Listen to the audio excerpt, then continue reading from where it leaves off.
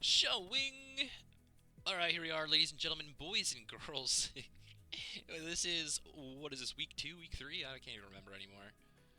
I'm not gonna lie, this is the smallest workload I have, so I always save it for the end of the week.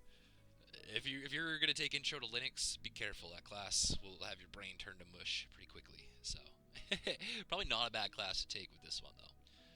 Let's get her going. Virtualbox installed on our machine. We're not doing this inside of the school VM anymore. This is going to be on your machine. So if you need, it's a Google search away. Just type VirtualBox. Boom. You hit downloads, and there's one for Mac, Windows, Linux. You follow the instructions. You get it in there. Get it set up. Um, the second thing you're going to need is this link. Open the tab. Swing over. You're going to look for download Puppy Linux distro. Now, I did a little search on these top ones here. Top ones are like the Wayland or the Retros. Not what we want. Wayland's like the newest and greatest one. Bookworm Pup 64 is what you're going to click on. That is the most stable release, meaning it's the safest to work with, less chance of things going terribly wrong. Doesn't particularly matter which one of these you click on. I always just go with the top one. Usually it's just download speed is the major difference between these. They're usually in different geographical locations. This one I think is in Australia. It's kind of cool. So click that puppy. It'll download. I already have it downloaded, so I'm not going to download. I think I shipped 2 copies, so I don't need another one. You can note some of these settings here. The main thing that I followed was just the naming. I named it Puppy Linux, capital P, capital L. This all really kind of is dependent on your machine, right? So like, you don't need to allocate it just this minimum amount. You can give it kind of whatever you want, as long as it's above that minimum amount. Each distro, you can usually go on their website, find documentation of what the recommended, minimum is. But I kind of have like some defaults that I use just based off my system. So I'm going to name it Puppy Linux V2 because I already have a Puppy Linux on there. I'm going to swing down. You don't have to do this part. I have a special folder I put all my VMs in where it's just in my D drive where there's more space. ISO image, hit other. You're going to swing over. If it's not pointing at downloads, just swing over to your downloads. You should see your file here. Bookworm Pup 64. This should all default. If it doesn't for some freakish reason, this is what you're looking for. I don't think it's like the end of the world if the version is the same, but you should be able to find it on there, and it should default. Most of the time it does. We're skipping unattended install, just not needed. I don't even think we can click on it with this distro.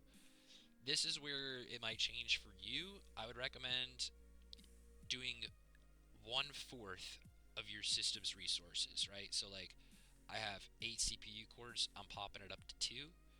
I like to go to 4 gigabytes of RAM out of the 16 I have available.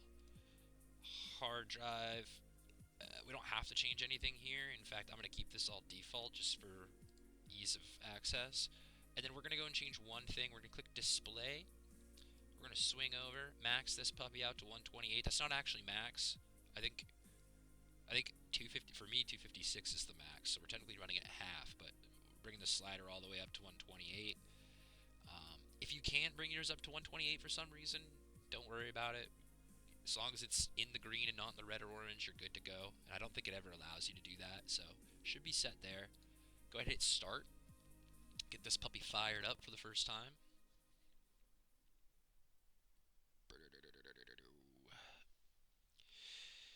We're at 4 minutes in. We're doing great. This is wonderful. Speed run. Here we're hitting enter at the top option, the default. Just gonna get our little boot going here. One of the things that freaked me out, and this might be over some people's heads here because it was over my head, I didn't quite understand. You're gonna see, so copying to RAM, it's the purple text here. Normally when you're doing a live install, that's pretty standard. It runs your live install off the RAM, right? And then you copy it to the disk, and then it runs off your disk from there. Well, when I did all that and I started it back up again, it said it was still running off RAM. Puppy Linux does something a little different, and it allows you to actually do what's called a frugal install, where you can have like a live save file that gets saved and accessed by the RAM and brought back up each time.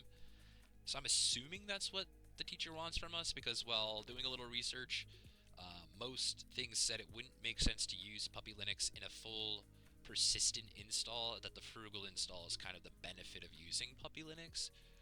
I don't fully understand what that benefit is yet, so don't worry too much about it. If we all fail, you guys can blame me, but I think this is exactly what we're supposed to be doing. So let's go ahead and exit out of this. Exit out of this.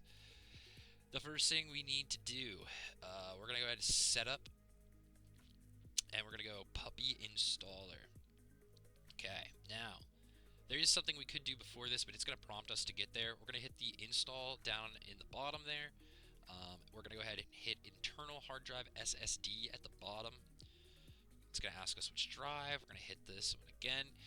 Now, it says no partitions on drive SDA. It is recommended that you run gparted now to create the partition. So like technically we could have went and found gparted and just run it, but it's here and available, so we hit it. So it gets confusing a little bit. First thing, I minimized this. You can exit out, it doesn't really matter. I minimized. If you exit out, we'll just open it up again, no big deal. This is showing like the drive in a sense that we've given this virtual machine, right? So SDA, 8 gigs, that's what we allocated to it. Now, what we're going to do is we're going to go to device, we're going to hit create partition table. It's going to set up like a little hierarchy basically. This stays default. There's a billion different settings. I don't know what these all are. I keep it MS-DOS. That's what we want. Don't hit anything else. Okay, so we swing over. We got that done. We're good there. We're going to hit partition. We're going to hit new. Boom, boom, boom, boom, boom, boom, boom. This is all good to go by default, to my understanding. The main thing you do want to look at here is file system. We want ext4. For me, it was by default, so that's fantastic. If for some reason it wasn't by default, you click there, you get it. If you missed it completely and it doesn't say ext4 here, you can format by right-clicking and going to ext4. We don't need to do that since it's good to go. A lot of times in the past I've had to do that, so that's just a heads up. But we should all be doing the same thing. It should all be working the same for us. From here, we're going to hit this green check mark, apply all operations, swing that puppy through, boom, boom, boom, close. The last thing I like to do is we're going to go to manage flags by right-clicking, and we're going to hit boot. That's going to tell the kernel or the OS basically that this is the drive we're booting from. This is our boot drive. Alright, so that's set up. We've now met the requirement for our puppy installer. We've partitioned the drive. Like I said, that probably makes absolutely no sense to you. Not a big deal. Don't worry about it. We're going to go ahead and click here. So it reloads this screen, and now you can see here it does not have that warning anymore. Go ahead and install the puppy driver. Boom. Boom. We're smacking okay on all of this right here. And for sake of speed, we're not really reading these. I've read them already. Nothing in here is really particularly interesting. If you want to take the time, some things that I would maybe recommend and ways that I like to learn is I would screenshot some of these and I would just hand them over to ChatGPT and be like, hey, explain to me what we're doing in the simplest way possible. Like I'm a 5-year-old. That's what I tell it all the time. Like I'm a 5-year-old. Alright, these are all just things we're hitting okay on. Like I said, I followed a guide. I've got it to work. If you want to learn what you're doing, by all means, document and then just kind of do a little research, but I think we should be good. Alright, so this is where it gets a little interesting. We're going to go here. We're going to go to storage. We're going to go, well, let's click this. Right click.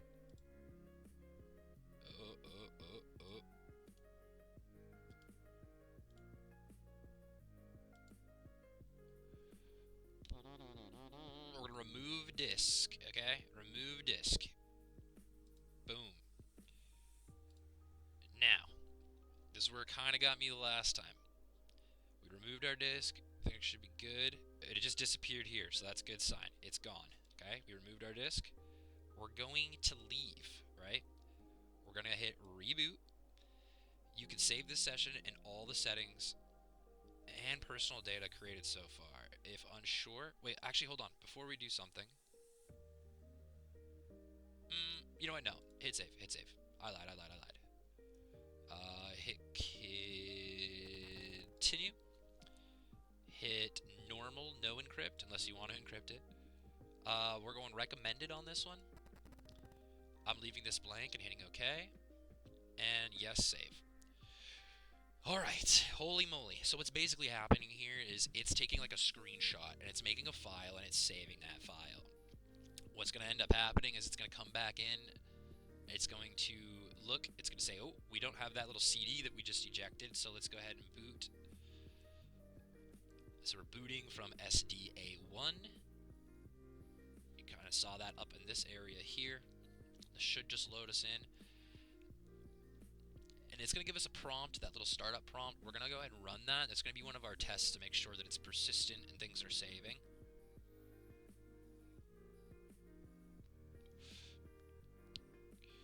Apologies ahead of time if like this just sounds like me rambling about crazy nonsense. My brain is fried this week, so hopefully this makes any amount of sense, or is at least you can at least follow it along. We want New York, America, New York. All that's good. I'm gonna change the host name. This is gonna be a quick, easy way to tell. I'm changing it to Pupper. Okay. Now, in theory, so first thing that I noticed, which is good, is we only have SDA1 here. Life is good there. System host name is now Pupper, and I'm gonna do one more thing. This is usually like my default test. Is I'm gonna go to what's this, like LilyPad or something it's called? It's like a basic text editor. I'm gonna type test. I hit file. I'm gonna save as. Put this in our root directory and save it as test. Right. So in theory, there she blows. Also, note to self: double click is not needed with this operating system. It's a single click. Okay, now, where this kind of got me the first time that I got it successfully installed and I got to this point is in most other operating systems you could just exit out right now. Because this is a frugal install, quote unquote, it is recommended that you go this way right here, okay? Because it's going to need to do the whole save process every time. Kind of a pain in the ass. Kind of cool that it does it. I understand some of the benefits. I'm going to look up more of what the benefits are to this, but I thought it was kind of a pain in the ass. But let's hit a reboot. We'll hit save. No. Okay. Okay. Yes. Save.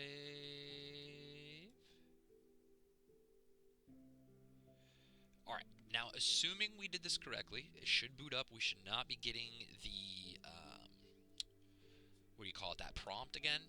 Asking us to set the location and the time and all that, and the host name. Our host name should be set to Pupper, and we should have a file in our file system named test. If that is complete, we have finished the requirements, I believe. Like I said, this whole frugal install thing is freaking me out. I've never seen this before. You can see, it's still saving stuff to RAM and copying to RAM, which is a bit strange to me. But at this point, you know what? I'm not too worried about it. Alright, first check. System hostname Pupper. Wonderful. Let's click File. Test is there. Beautiful.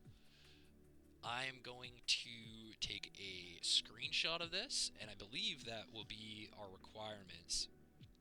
Let me double check. Start the VM and verify Puppy Linux boots successfully. Once you reach the Puppy desktop environment, graphical or text, take a screenshot, including both the Puppy desktop as well as Yeah, I don't know. It's missing something there. I'm assuming you like this would probably be more than adequate.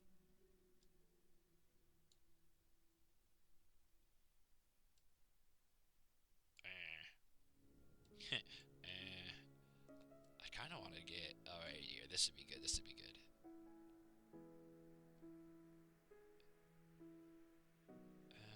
We'll go right here.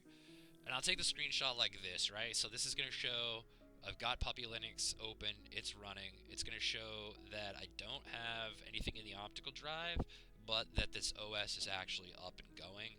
It'll show that my test file here, it'll show that the system host name has been changed. I think that is more than adequate, especially with all the baloney that we've been dealing with here. So we'll go like this. Boom. I'm gonna click my snipping tool here, and somewhere around here should just be like a save. Oh, right here, save. We're gonna go ahead. Where the hell is this? Pictures, screenshots. Let's go put it on our desktop. Boom. Alright, we should be good. And that, my friends, should be a complete and finished. I don't even know what week we're on anymore. I can't remember. Week 3, I think. Module 2, I think, still. So, not a lot of stuff I feel like I derived from this, other than I need to go look up more about the benefits of frugal installs, and that I kind of already don't like Puppy Linux. So, maybe this will change when I go and do a little research. Maybe it won't. Who knows?